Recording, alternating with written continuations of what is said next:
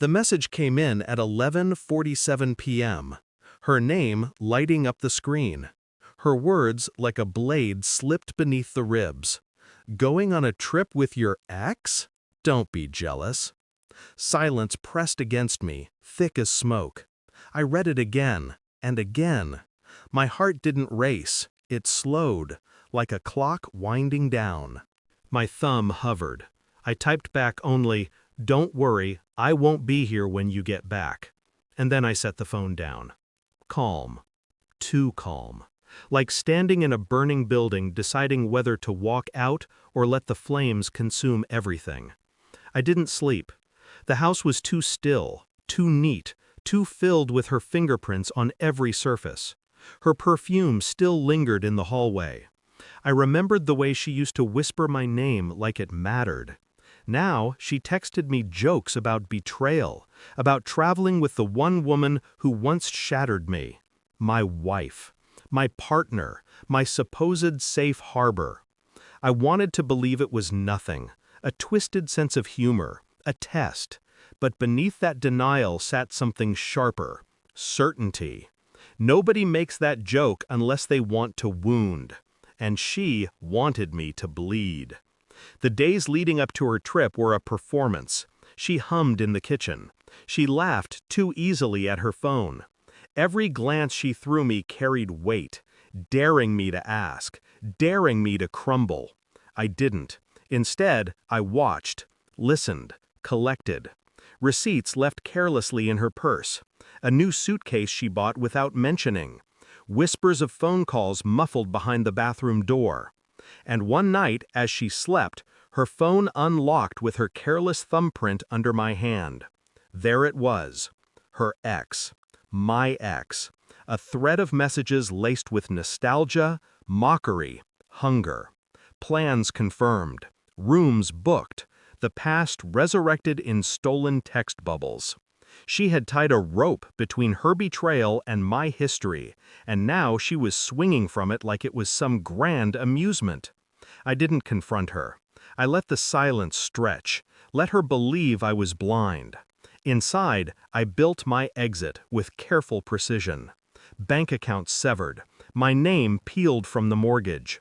The joint credit card dissolved, leaving her with a sudden emptiness where the bottomless pool of my earnings had been. I made calls, quiet ones. Lawyers, cold and efficient.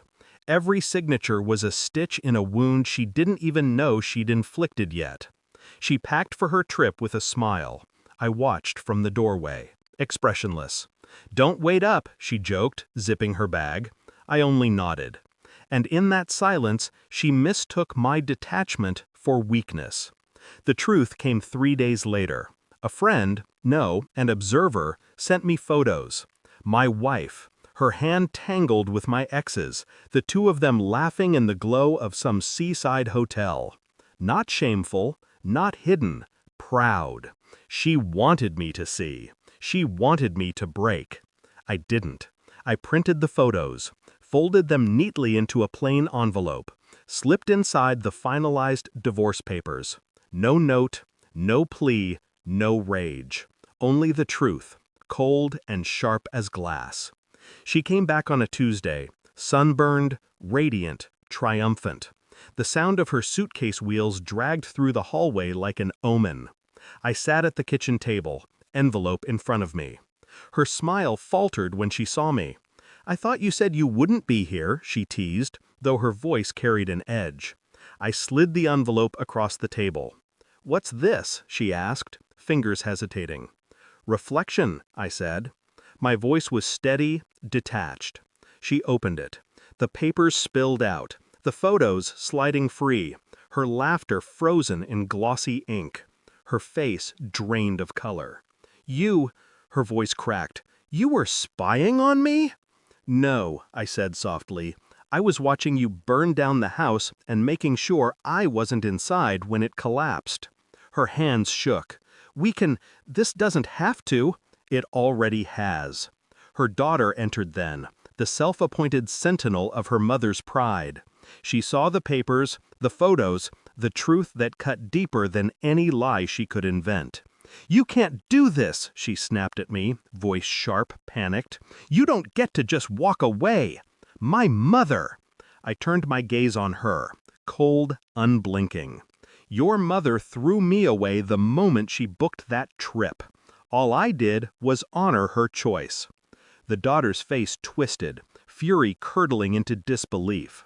She had expected me to grovel, to fight for scraps. Instead, I had stripped the table bare and left her nothing. She screamed, she cursed, she broke. Her mother sat silent, drowning in the evidence of her own making. And I, calm, steady, rose from the table.